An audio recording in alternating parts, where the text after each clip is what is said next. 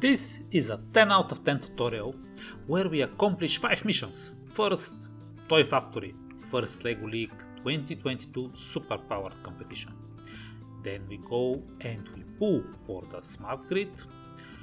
There is a lever that we must activate for the car.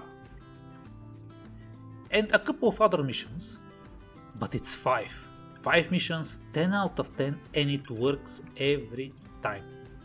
This is probably the most missions we've recorded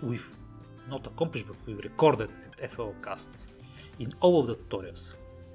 For this we used the Kriket box robot along with a couple of attachments, and in the previous 2 tutorials we've explained first how we accomplish the missions, and second what's the programming and how do we program the mission with a couple of principles that you should follow. Here we have the attachment, we have the dinosaur toy that we must bring back to base, and it's a 10 out of 10. Let's see. Find this and more tutorials at FLLCasts.com.